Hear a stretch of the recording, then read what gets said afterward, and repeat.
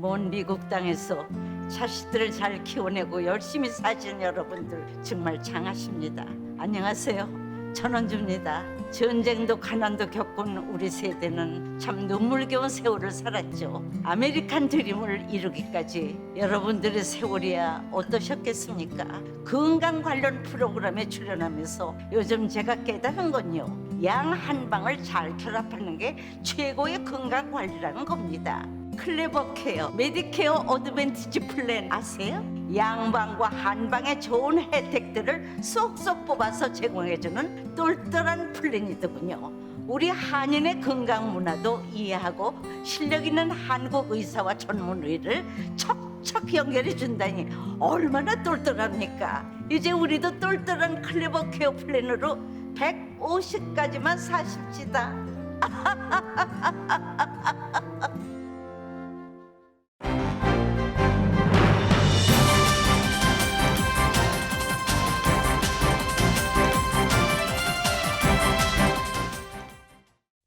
새봄 3월에는 여러분의 웃음이 활짝 피기를 라디오 서울이 응원합니다.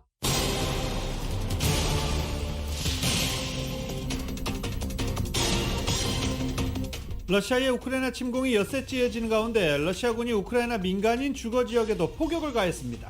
무차별 공격으로 공세를 강화한 러시아군은 대량 살상 무기인 진공포탄과 백린탄까지 사용했다는 주장이 나오고 있습니다. 국제금융결제망에서 러시아 퇴출을 주도한 미국 정부가 러시아 중앙은행과 국부펀드도 제재하면서 강하게 압박했습니다. 러시아는 외화 통제에 나섰습니다. 바이든 대통령은 러시아가 핵무기 운용부대의 경계태세를 강화한 것과 관련해서 미국인은 핵전쟁을 걱정할 필요가 없다고 잘라 말했습니다. 유엔 총회에서는 서방 측과 러시아가 논쟁을 벌였습니다. 캘리포니아주가 오는 3월 11일부터 3월 11일 이후부터는 학교 실내 공간에서도 마스크 착용 의무화 조치를 해제한다고 밝혔습니다. 그러나 LA 통합교육부는 이번 학기가 다 끝날 때까지 학교의 실내 마스크 착용 의무화 조치를 해제하지 않겠다고 밝혔습니다. 타운 한복판에서 길을 걷던 30대 한인 남성이 백인 남성으로부터 칼에 찔리는 사건이 발생해 충격을 주고 있습니다. 지난 엿새 동안 이어졌던 20대 한국 대통령 선거 재외투표에서 LA 총영사관 관할지에서는 모두 7,252명의 유권자가 참여했습니다. 바이든 대통령이 오늘 취임 후 첫 국정연설에 나섭니다. LA 시간으로 오늘 오후 6시 각종 현안에 대한 입장과 국정 구상을 밝힐 예정입니다. 특히 바이든 대통령은 오늘 국정연설에서 현재 미국 경제의 인플레이션 문제와 러시아의 우크라이나 침공 등의 경제와 안보 외교 정책에 대한 내용을 말할 것으로 알려졌습니다. 국제유가가 종가 기준 100달러를 돌파했습니다. 미국과 동맹국들은 오늘 전략 비축유 방출 문제를 논의하는 회의를 개최합니다. 유통전문업체인 타겟이 시간당 최저임금을 최대 24달러까지 인상하기로 했습니다. 인플레이션 상황과 최근 노동시장의 임금을 감안한 결정이라고 설명했습니다. 민주당 이재명 후보는 통합정부를 강조하며 새로운 물결 김동연 후보와 사실상 단일화에 합의했습니다. 국민의힘 윤석열 후보는 자신이 진짜 통합을 이루겠다며 부패한 정권을 축출하자고 호소했습니다. 문재인 대통령이 어제 3.1절 기념사를 통해 일본은 역사 앞에 겸허해야 한다고 말했습니다. 한편 독립운동가의 활동을 입증할 수 있는 수영인 명부가 충남 천안에서 잇따라 발견됐습니다. 국제축구연맹 FIFA가 러시아를 카타르 월드컵에서 퇴출시켰습니다. IOC 올림픽위원회도 종목별 국제연맹에 러시아의 국제대회 참가 불허를 권고하는 등 국제스포츠계가 러시아에 대한 제재 수위를 높이고 있습니다. 메이저리그는 어제 협상 시간에도 합의에 실패했습니다. 협상 마감 시한을 하루 뒤로 늦추면서 개막전 연기 날짜도 일단 보류됐습니다. 마라톤 협상은 오늘도 이어질 것으로 보입니다. 오늘 뉴욕 증시는 하락 출발하고 있습니다. 원달러 환율은 현재 1202.3원입니다. 남가주 오늘도 맑고 건조하겠고 한인타운 낮 최고 기온 85도까지 오르겠습니다. 이 시간 주요 뉴스는 공항에서부터 목적지까지 모바일 체크인과 첨단 공기순환 시스템을 통해 안전한 기내 환경과 여행을 제공하는 아시아나항공 제공입니다. 여러분 안녕하십니까? 김윤정입니다. 안녕하십니까? 유지승입니다. 2022년 3월 1일 화요일 라디오 서울 모닝뉴스 2부입니다.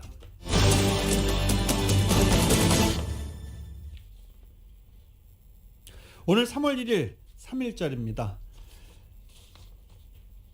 그 전에 우크라이나 소식 먼저 짚어보고 넘어가겠습니다.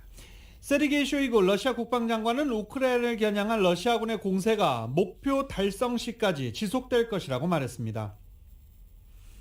AFP 통신과 러시아 임페르탁스 통신 등에 따르면 쇼이구 장관은 기자회견 영상에서 러시아군은 설정된 목표를 달성할 때까지 우크라이나에서의 특별 군사작전을 계속 수행할 것이라고 말했습니다. 우리에게 중요한 건 우리나라와의 싸움에 우크라이나인들을 동원하려 시도하는 서방이 만들어낸 군사적 위협에 맞서 러시아 연방을 지키는 것이라며 러시아군은 우크라이나 영토를 점령하지 않으며 민간인의 생명과 안전을 지키기 위해 모든 조처를 하고 있다고 주장했습니다.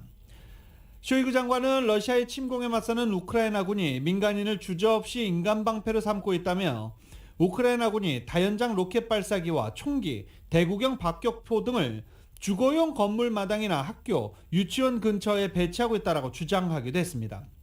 그러나 우크라이나 현지 언론과 서방 외신은 쇼이구 장관의 주장과는 달리 러시아군이 우크라이나 주요 거점 도시인 민간인 지역에도 거리낌 없이 포격을 가하고 있다고 보도하고 있습니다.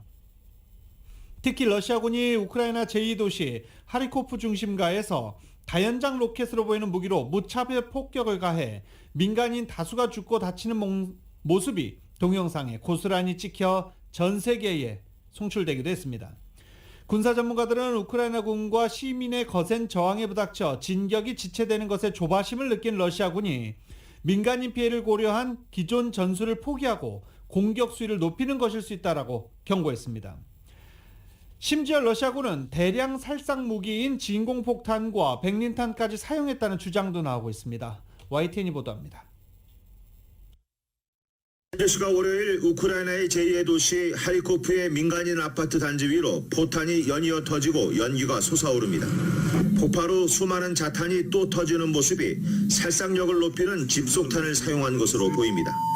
며칠째 교전을 벌였지만 하리코프 함락에 실패한 러시아군이 민간 지역에도 포격을 가하기 시작했습니다. 인구 140만 명의 하리코프 전역에 포격이 가해졌고 인명피해가 속출했습니다. 우크라이나 당국은 이번 포격으로 11명이 숨지고 수십 명이 다쳤다고 밝혔는데 사상자가 더 늘 것으로 보입니다. 대부분의 하리코프 시민들은 지하실 등 대피시설에서 닷새 넘게 숨어 지내며 가슴을 졸이고 있습니다. 우크라이나 군사시설에만 정밀 타격을 하고 있다고 주장하던 러시아가 민간인 거주 지역에도 무차별 포격을 한 데 대한 우려가 커지고 있습니다. 속전속결을 예상했으나 예상치 못한 저항에 부딪히자 러시아군이 과거 체첸 분쟁과 시리아 내전에서 같이 무차별 공격에 나설 수 있다는 분석입니다. They're going to double down. I mean, they haven't even inserted 100% of what they had marshaled, let alone getting support. 미국 주재 우크라이나 대사는 러시아가 산소를 빨아들여 초고온의 폭발을 일으키는 진공폭탄을 사용했다고 주장했습니다. 무차별적인 대량 살상력으로 국제법이 금하는 진공폭탄의 사용 여부에 대해 미 백악관은 확인할 수 없다고 밝혔지만 러시아군의 공세 강화로 더 큰 민간인 피해가 우려됩니다. YTN 이동원입니다. 러시아가 우크라이나를 침공하면서 그동안 군사적 또는 정치적으로 중립적인 입장을 보였던 일부 유럽 국가들이 오랜 원칙을 깨고 우크라이나에 무기를 공급하거나 제재에 동참하면서 우크라이나에 대한 지원과 러시아에 대한 압박을 강화하고 있습니다. 독일 정부는 지난 26일 대전차 무기 1000정과 군용기 격추를 위한 휴대용 적외선 유도 지대공 미사일인 스팅어 500기 등 자국의 연방군이 보유한 무기를 우크라이나에 보낸다고 발표했습니다. 이번 조치는 분쟁 지역에 무기 수출을 금지해온 독일의 오랜 정책을 뒤집은 것입니다. 독일은 그동안 소극적인 자세로 서방 동맹의 약한 고리로 평가받기도 했지만 러시아의 침공이 현실화되자 강경론으로 급선회한 것입니다. 스웨덴과 핀란드도 오랜 군사적 비동맹주의 정책의 원칙을 깨고 우크라이나에 무기를 제공하기로 했습니다. 핀란드는 돌격 소총 2,500정과 총알 115만 발, 그리고 대전 차용 무기 1,500대 등을, 스웨덴은 대전 차용 무기 5,000대와 헬멧 5,000개, 방탄복 5,000벌, 야전 식량 등을 보낼 예정입니다. 두 나라 모두 군사적으로는 비동맹주의 정책에 따라 중립적인 지장을 지키며 나토에 가입하지 않고 있지만 이번 무기 지원은 이 같은 정책 변화와 또 군사 분쟁 지역에 무기를 보내지 않는다는 원칙을 바꾼 것이라는 평가가 나오고 있습니다.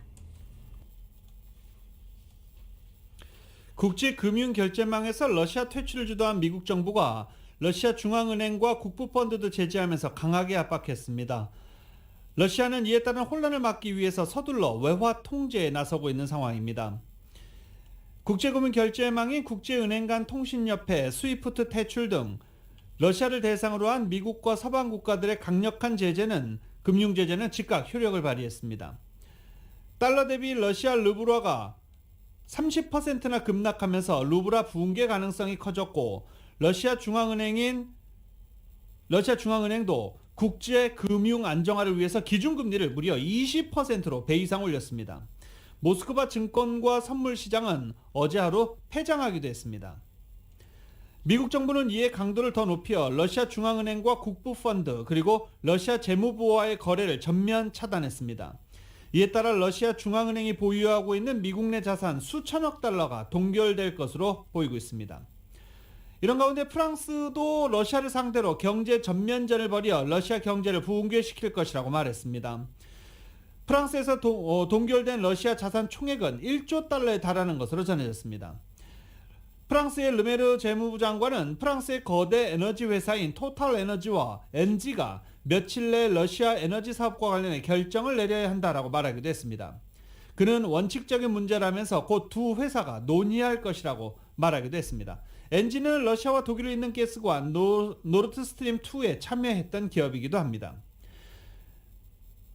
이런 가운데 국제유가는 배럴당 100달러를 넘어서서 국제유가에 대한 서민들의 불편함은 서서히 시작됐다는 분석도 나오고 있습니다. 조 바이든 대통령은 러시아가 핵무기 운용부대의 경계태세를 강화한 것과 관련해서 미국인은 핵전쟁을 걱정할 필요가 없다고 말했습니다. 어제 유엔 긴급특별총회에서는 우크라이나와 서방 측이 러시아에 대해서 미친 짓이라면서 즉각적인 철군을 요구했고 러시아 측은 우크라이나의 적대 행위에 대한 자위권 행사다라고 맞받아쳤습니다. YTN입니다. 바이든 대통령은 핵전쟁 가능성을 단호하게 부정했습니다. 미국인들이 핵전쟁에 대해 우려해야 하느냐는 질문에 아니라고 답했습니다. 그러면서 EU 등 주요 동맹국과 함께 긴급 통화를 하고 러시아의 핵 위협에 대한 대책을 논의했다고 밝혔습니다. Mr. President, should Americans be worried about nuclear war?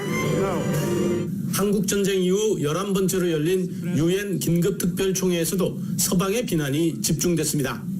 안토니오 구테우스 유엔 사무총장은 무서운 일이라면서 핵 분쟁은 결코 상상할 수 없는 일이라고 경고했습니다. 우크라이나 대사는 심지어 미친 짓이라고 공격했습니다. If he wants to kill himself, he doesn't need to use nuclear arsenal. He has to do what the guy in Berlin did in a bunker in May 1945. 그러면서 국제적으로 인정받는 독립국가에 대한 침략 행위를 멈추고 즉각 철군하라고 러시아에 요구했습니다. 이에 대해 러시아 측은 적대 행위는 러시아가 아니라 우크라이나 당국이 돈바스 주민들을 상대로 먼저 시작한 것이라고 반박했습니다. В заключение, господин председатель, я хочу сказать, что Россия не начинала военные действия. Эти военные действия начала Украина против собственных жителей Донбасса и против всех несогласных с военной властью. 오히려 핵무기 접근을 열망하는 우크라이나 정권으로부터 자위권을 행사하기 위해 특별 군사작전을 벌이고 있다고 주장했습니다. 백악관은 푸틴 대통령의 핵 언급에 대해 승자 없는 전쟁이라고 밝혔습니다. 그러면서 푸틴은 위협을 조장하려 여러 차례 무책임한 언사를 해왔다며 수사를 줄이고 긴장을 완화하라고 일침을 놨습니다. 워싱턴에서 YTN 강태욱입니다. 유엔 난민기구 대변인은 러시아의 침공 이후 다른 나라로 떠난 우크라이나 피난민 수가 66만 명에 이르고 있다고 밝혔습니다.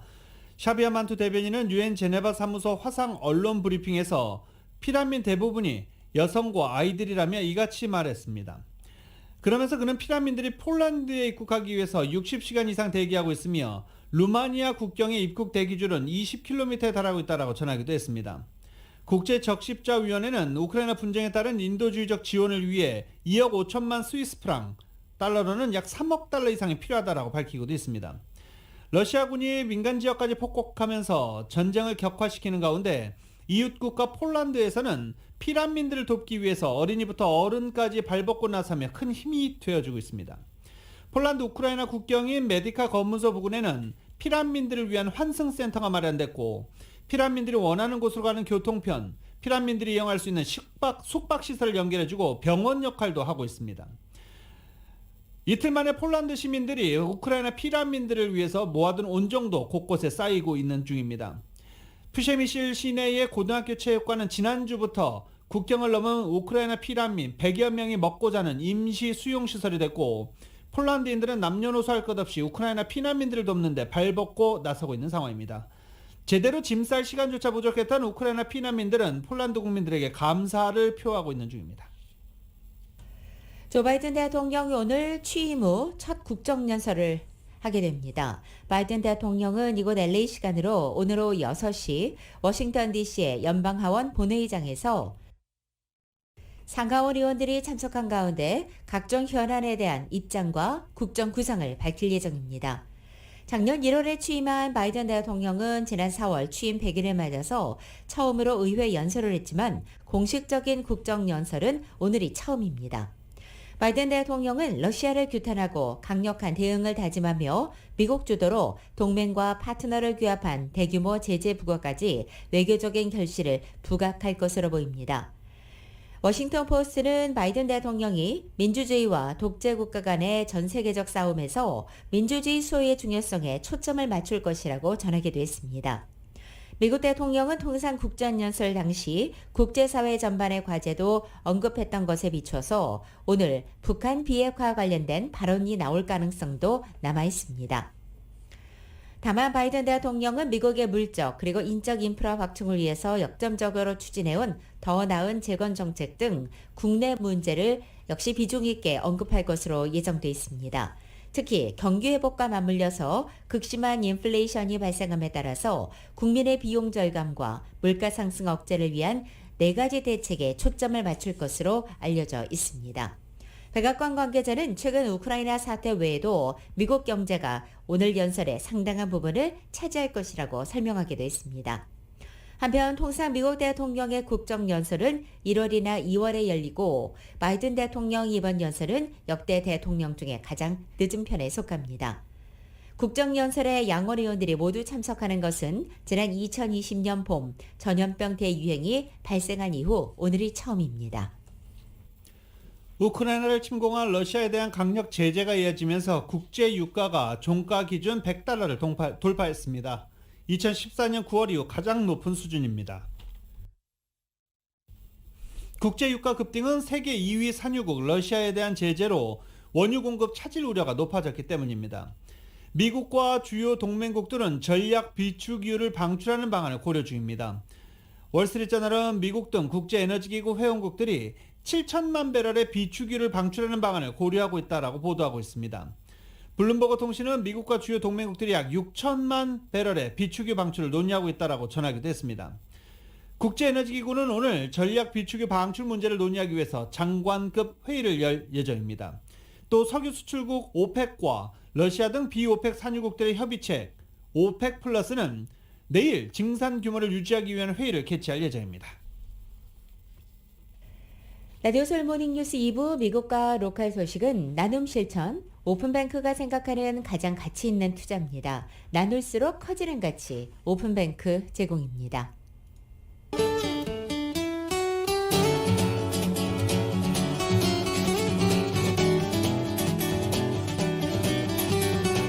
맥도날드에서 소세지나 치킨 맥그리들리즈로 여러분의 아침을 열어보십시오. 맥도날드 제공으로 3월 1일 화요일 남가주의 날씨입니다.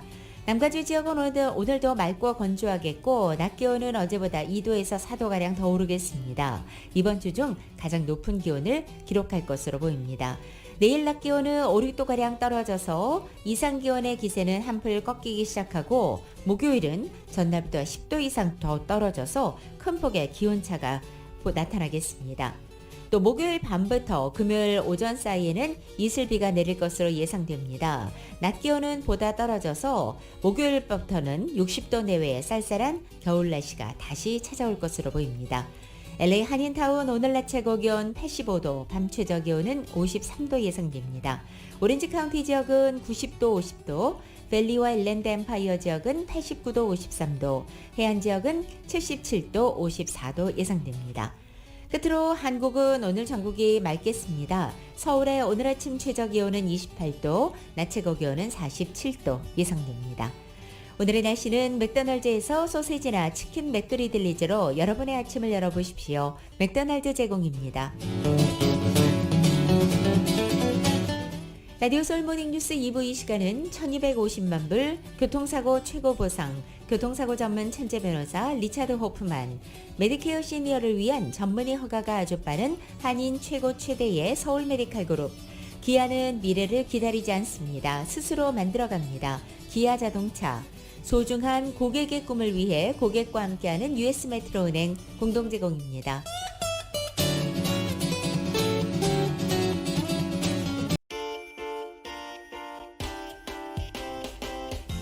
라디오 솔모닝 뉴스 2부 이 시각 현재 프리웨이 교통 상황입니다. 먼저 210번 웨스트 선상입니다. 링컨 애비뉴로 내리는 지점 히든런 사고 있습니다. 10번 웨스트 선상 웨스턴 애비뉴와 만나는 지점 이중 추돌 사고 있습니다. 이번엔 10번 이스트 선상입니다. 웨스턴 애비뉴로 내리는 지점에 첫 번째 레인에 고장 차량 한 대 멈춰 있습니다. 91번 이스트 선상 파라마운트 블루바드로 내리는 지점 3중 추돌 사고 있습니다. 참고하시고 안전운전하시기 바랍니다.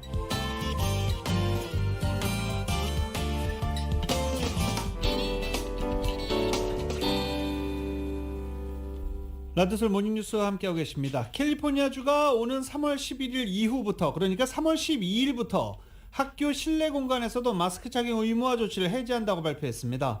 LA 카운티도 회의를 진행할 예정입니다. 정윤호 기자가 관련 소식 보도합니다. 가주정부가 3월 11일 이후에는 학교와 차일드케어 센터에서 마스크 착용 의무화 조처를 해제하기로 했습니다. K-12 학교에서 마스크 착용 의무화가 해제되면서 오랫동안 학교 등교 시에 마스크를 착용해야 했던 학생들로서는 커다란 변화를 맞게 됩니다. 하지만 주정부는 각 지역의 코로나 전파 상황과 교사 노조와의 합의에 따라 로컬 정부와 학교 측에서 마스크 착용 해제 시점을 결정할 수 있도록 했습니다. LA 카운티도 주정부 지침에 맞춰 3월 12일부터 학교 실내 공간에서 마스크 착용 의무화를 해제하기로 했습니다. LA 카운티 보건국은 K-12 학교와 차일드 케어 센터에서 마스크 착용 의무화를 해제하되 여전히 실내에서 마스크 착용을 권고한다고 밝혔습니다. 또 교육부 차원에서 계속 마스크 착용 지침을 고수하는 것이 필요하다고 판단되면 교육부 결정에 맡기겠다고 LA 카운티 보건국은 밝혔습니다. 가주는 또 3월 1일부터는 백신 접종 여부와 관계없이 실내 공간에서 마스크 착용 의무화 조처를 전면 해제하기로 했습니다. 주정부는 3월 1일 밤 11시 59분부터 백신 미접종 주민들도 더 이상 실내 공간에서 마스크를 착용하지 않아도 된다고 밝혔습니다. 백신 미접종 주민들은 상점이나 술집, 피트니스 센터, 영화관 등 실내에서 마스크 착용이 여전히 권고되지만 더 이상 의무사항은 아닙니다. 대중교통이나 교도소, 홈리스 쉘터, 롱텀 케어 시설에서는 여전히 마스크를 착용해야 합니다. 주정부 차원에서는 마스크 착용을 전면 해제하지만 산하 시정부나 카운티 정부 차원에서 자체적으로 실내 마스크 착용 의무화 지침을 계속해서 유지할 수는 있는데 현재 LA 카운티의 경우 비즈니스 실내 공간에서는 백신 접종자에 한해서만 마스크 착용을 해제했습니다. LA 카운티 보건국은 백신 미접종자에 대해서도 마스크 착용 의무화를 해제한 주정부 가이드라인을 참작해 LA 카운티 실내 비즈니스 업소에서도 마스크 착용 지침을 수정할지 여부를 검토할 예정입니다. 라디오 서울 뉴스 정현호입니다. 방금 들으신 대로 LA 카운티 정부는 바로 오늘 앞으로의 실내 마스크 착용 규정을 추가로 완화할지 여부를 논의할 것으로 보입니다. LA 카운티 보건국 관계자들과 LA 카운티 슈퍼바이저 위원들이 캘리포니아주가 오늘부터 백신 미접종자들도 대부분 실내에서 마스크 착용 의무화를 해제함에 따라서 LA 카운티도 바로 오늘 이 규정을 논의하는 것입니다. 캘리포니아 주정부와 방침과는 상관없이 LA 카운티는 코로나 백신 접종이나 음성 결과를 확인하는 곳에서만 최근 이 실내 마스크 규정을 완화했는데 여기에서 한 발 더 나아갈지 여부를 논의하게 되는 것입니다. 이런 가운데 캐서린 바거 슈퍼바이저 그리고 제니산 슈퍼바이저는 LA 카운티도 이제 마스크 착용 의무화 규정을 끝내야 한다는 강력한 입장을 강조하고 있습니다. 한국 정부가 코로나 바이러스 백신 접종을 마친 해외 입국자에 한해서 다시 자가격리를 면제하는 방안을 검토 중입니다. 지난해 말 오미크론 변이 확산 사태로 중단했던 격리 면제 제도를 3개월여 만에 다시 시행하겠다는 것입니다. 정은경 질병관리청장은 해외 입국자 자가격리와 관련해 예방접종을 완료한 해외 입국자에 대해서는 현재 자가격리 면제를 검토하고 있다라고 말하고 해외 입국자 격리를 통해서 오미크론 변이 유행 초반에 국내 확산을 최대한 지연시킨다는 목표를 달성했다고 판단해 적절한 시기에 이러한 조치를 추진하겠다라고 말했습니다. 파이자 백신이 5세에서 11세 어린이들에게는 감염 예방 효과가 크게 떨어진다는 이 연구 결과가 미국에서 나왔습니다. 뉴욕주 보건당국이 수집한 새로운 데이터를 분석해본 결과 파이자 백신이 5세에서 11세에서 청소년이나 성인에서 보이는 것보다는 감염을 막는 효과가 크게 떨어진 것으로 나타났다고 어제 뉴욕타임즈가 보도한 것입니다. 파이자는 현재 미국에서 5세에서 11세를 대상으로 유일하게 긴급 사용 승인이 이루어진 백신입니다. 접종 후 수개월 뒤부터 코로나 백신 효력이 점차 감퇴한다는 사실은 이미 알려졌지만 5세에서 11세 연령에 대해서는 접종이 끝난 지 얼마 지나지 않았음에도 불구하고 효력이 크게 떨어진다는 것입니다. 다만 중증 예방에는 여전히 효과가 있는 것으로 덧붙였습니다. 뉴욕타임즈는 코로나 바이러스와 관련해서 연방정부의 각종 현금 지원이 종료되자 미국인들의 재정적 여유가 줄어들면서 저축이 크게 감소했다고 보도했습니다. 팬데믹 저축 전성시대가 막을 내린다는 것입니다. 뉴욕타임즈에 따르면 코로나 바이러스가 확산되면서 실업수당이나 경기부양지원금과 같은 경기부양책이 실시되면서 막대한 현금이 지급됐던 2020년 4월 미국 저축률은 33%에 달했습니다. 현금 수입은 늘어났지만 경제 셧다운으로 소비가 급감하면서 자연스럽게 저축으로 이어진 탓입니다. 저축률이 감소세를 보이기 시작하면서 지난해 하반기 저축률은 7%로 떨어졌고 지난 1월 저축률 결국 6.4%까지 떨어졌습니다.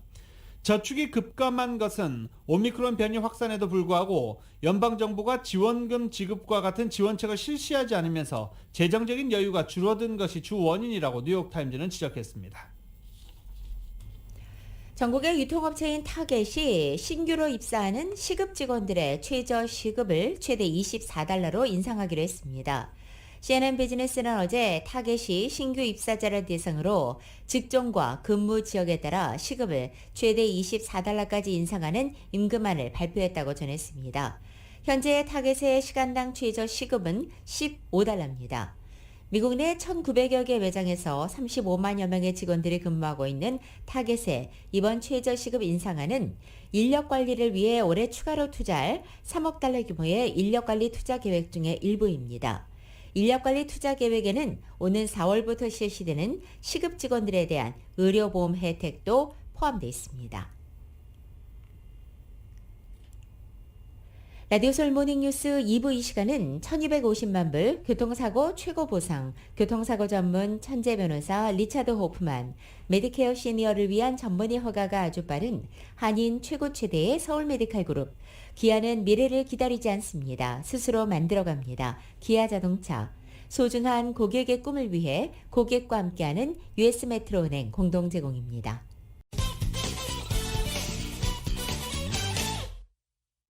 라디오솔 모닝뉴스 함께하고 계십니다. 지난 엿새 동안 대한민국 대통령 선거 제외투표가 LA 총영사관에서 있었습니다. 제20대 대한민국 대통령 선거 제외투표 LA 총영사관 관할에서는 총 7,252명의 유권자들이 참여했습니다. 이은 기자가 보도합니다. 지난 23일부터 28일까지 LA, 오렌지 카운티, 샌디에고, 그리고 애리조나에 마련된 제외투표소에서는 7,252명의 유권자들이 투표에 참여한 것으로 확인되었습니다. 투표소별로는 LA 총영사관에서는 3,845명, 오렌지 카운티에 마련된 투표소에서는 2,467명, 샌디에고 카운티 투표소에서는 709명, 그리고 애리조나의 투표소에서는 231명이 참여했습니다. 28일 LA 총영사관 투표소를 찾은 한인들은 미주 한인 동포사회의 목소리를 표출할 수 있는 소중한 기회를 놓치고 싶지 않다며 바쁜 와중에도 틈을 내 투표소를 방문했습니다. 영주권 소지자인 한인 남성 김 씨는 이번 대선 후보를 선택하면서 막판까지 많은 고민을 했다고 전했습니다. 제 대한민국 국민이기 때문에 국민으로서 나라가 어떻게 결정이 되느냐에 따라서 바뀔 수 있어서 국민으로서의 그냥 그 권리, 의무를 행사하려고 왔어요. 또 다른 영주권 소지자인 한인 남성 김 씨입니다. 메인 거주 생활 거주가 한국에 같이 있어서 한국 생활이랑 밀접하게 연관이 돼 있어갖고 그래가지고 한국 대통령 선거에 참가하게 됐죠. 정책 공약 쪽, 세금이나 부동산 쪽 정책 공약. 한인 여성 강 씨는 영주권자로 미주에 살고 있지만 한국인이라는 정체성을 가지고 있어 이번 선거에 참여했다고 밝혔습니다. 조금 더 힘들고 약한 사람들한테 조금이라도 도와줄 수 있는 분을 골랐습니다. 그리고 또 언젠간 다시 돌아가서 살 계획을 갖고 있기 때문에. 투표소에는 단기 체류 유권자들도 많이 눈에 띄었습니다. 한인 여성 조 씨입니다. 전에 한국에서도 항상 투표를 하긴 했어요. 투표가 저희랑 먼 일이라고는 생각을 안 해가지고 인터넷으로 하고 괜찮았어요. 네. 한인 여성 김 씨입니다. 네, 그렇죠. 그리고 여기서 투표하는 건 처음이라 가지고 한국 계속 있다가 와서 학생비도 처음 와서 투표하는 거라 가지고 투표 안 하면 나중에 후회할 것 같아서.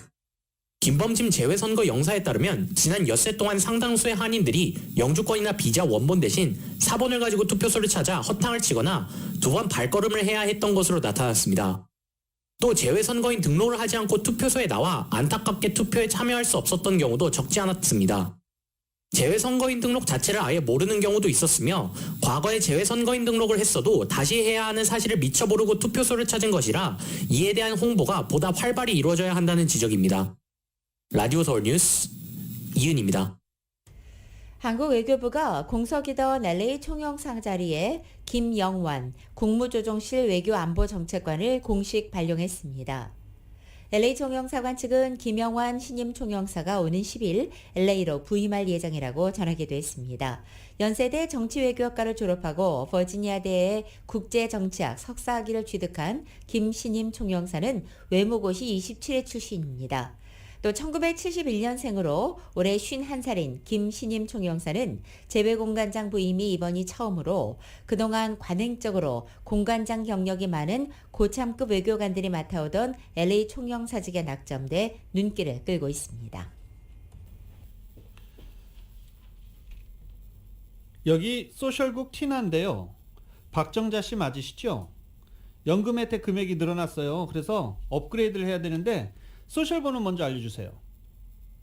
이렇게 전화 받으면 네, 제 소셜 번호는요. 금방 어르신들 알려주게 됩니다.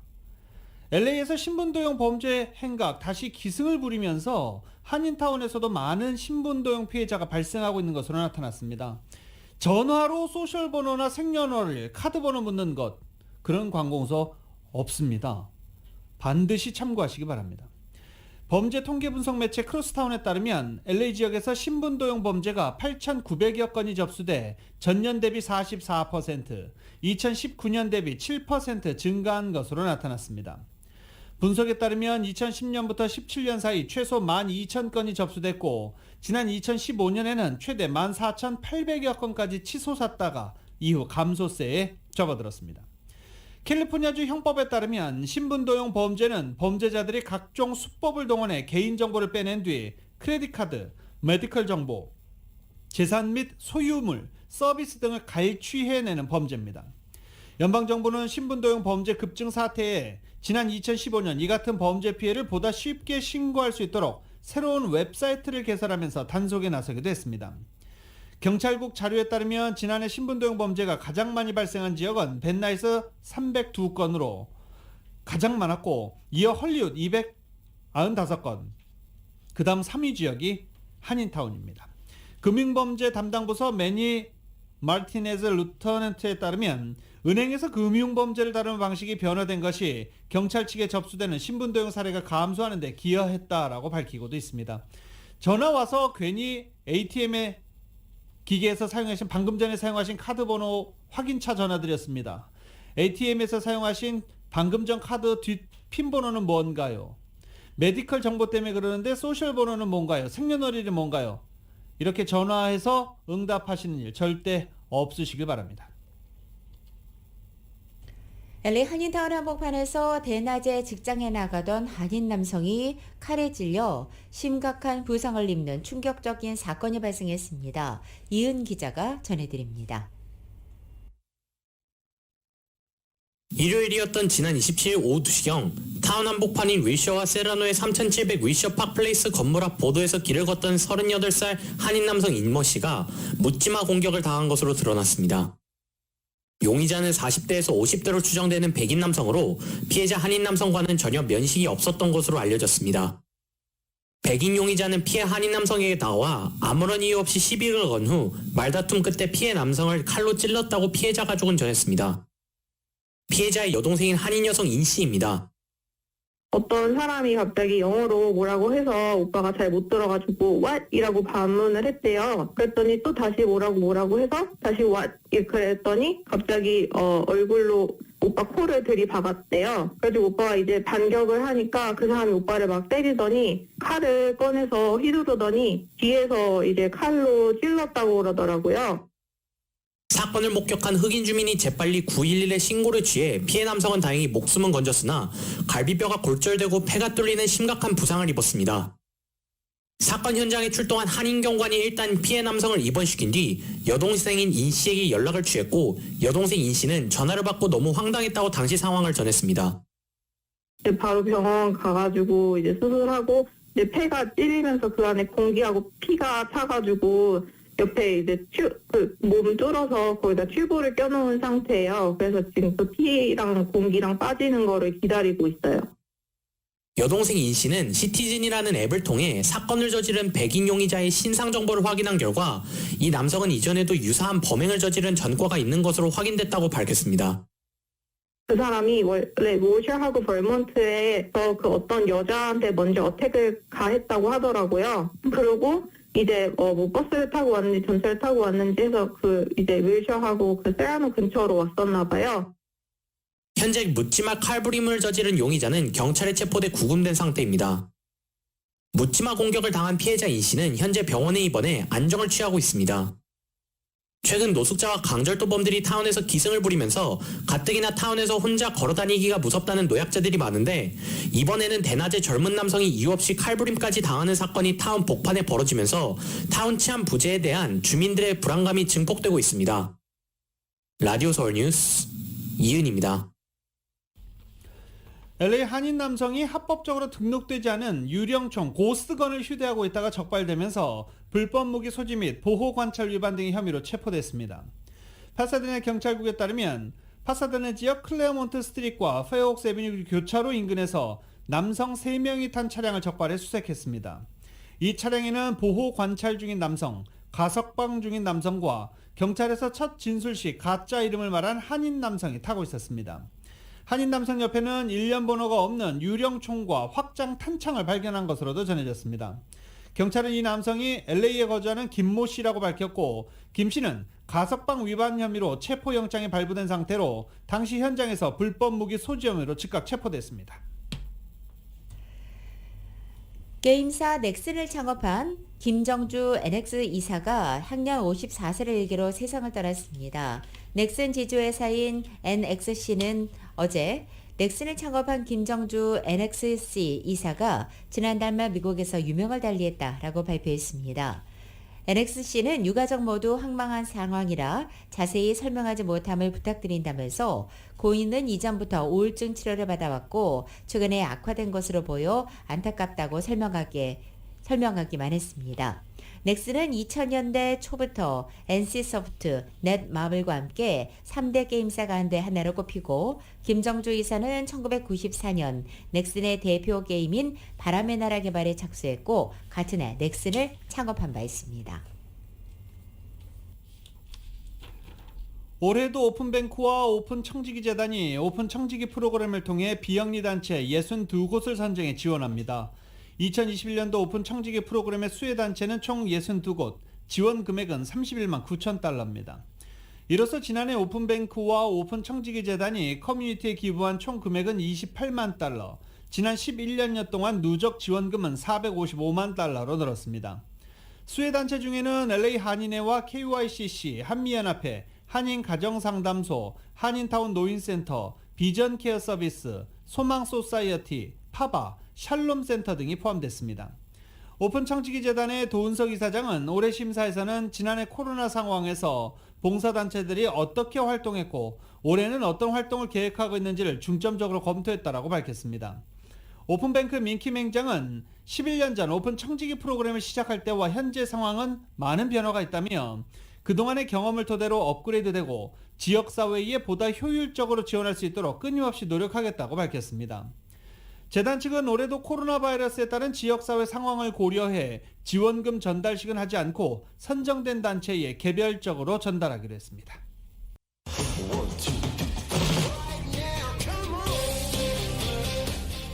라디오서울 모닝뉴스 스포츠 소식입니다. 스포츠 소식은 전문가가 추천하는 이민법과 가정법 전문 제인정 종합법률사무소 제공입니다.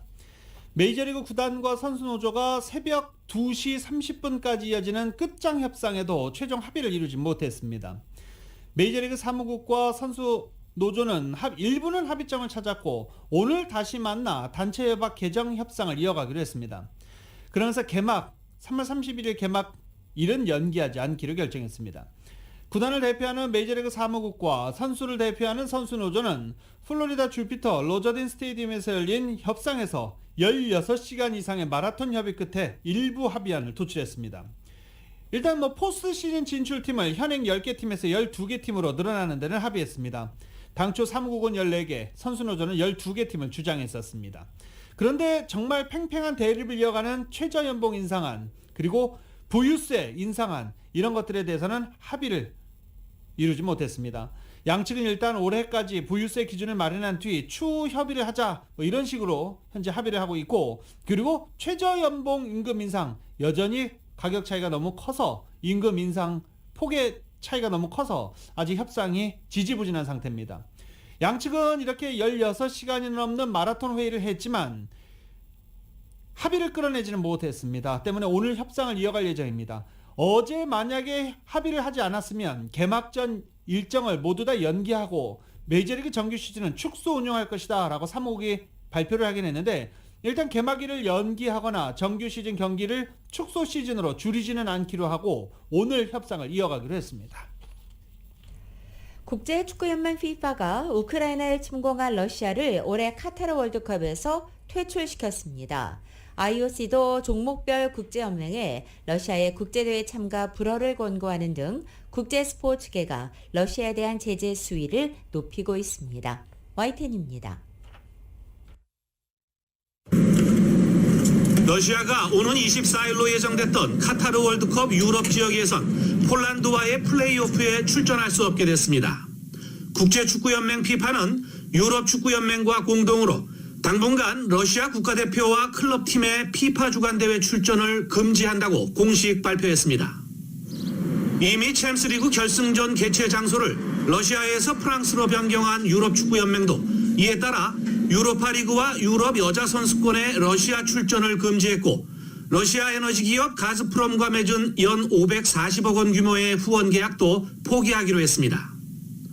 전날 러시아의 국제대회 개최와 국가 국기 사용을 금지하는 징계를 내렸었지만 경기 출전 자체는 막지 않아 강한 반발을 사자 하루 만에 보다 강력한 제재를 꺼내든 겁니다. FIFA가 정치적인 이유로 회원국의 월드컵 출전을 금지한 건 1994년 미국 월드컵 당시 내전으로 유엔 제재를 받은 유고슬로비아 이후 28년 만입니다. 국제올림픽위원회 IOC도 러시아에 대한 본격적인 제재를 시작했습니다.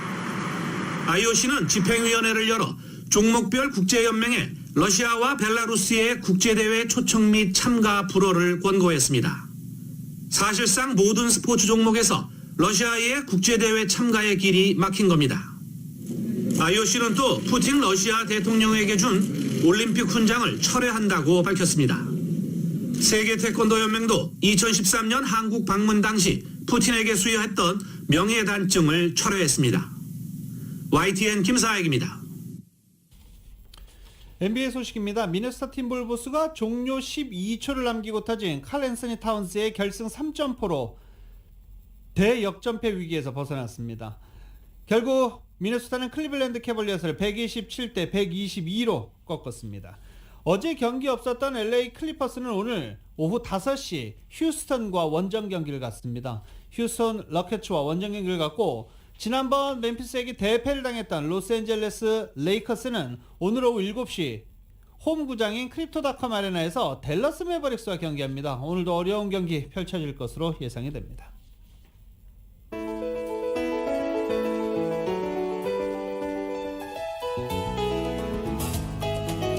(2022년 3월 1일) 화요일에 전해드린 라디오서울 모닝뉴스 여기서 마치겠습니다. 오늘 3일절입니다. 지금까지 진행의 유지승, 김윤정이었습니다. 라디오 서울 모닝뉴스 2부 이 시간은 1250만 불 교통사고 최고보상, 교통사고 전문 천재 변호사 리차드 호프만, 메디케어 시니어를 위한 전문의 허가가 아주 빠른 한인 최고 최대의 서울 메디칼 그룹, 기아는 미래를 기다리지 않습니다. 스스로 만들어갑니다. 기아 자동차, 소중한 고객의 꿈을 위해 고객과 함께하는 US 메트로은행 공동 제공이었습니다. 잠시 후 9시에는 강혜신의 오늘의 미국이 방송됩니다. 함께해 주신 여러분 고맙습니다.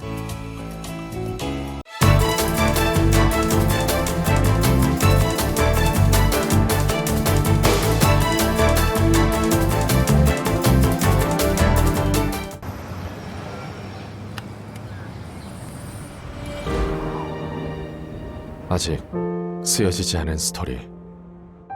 그 스토리를 완성하기 위해서는 새로운 아이디어를 찾아 움직여야 합니다.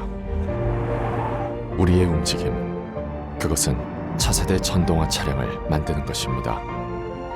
당신의 새로운 영감을 찾아서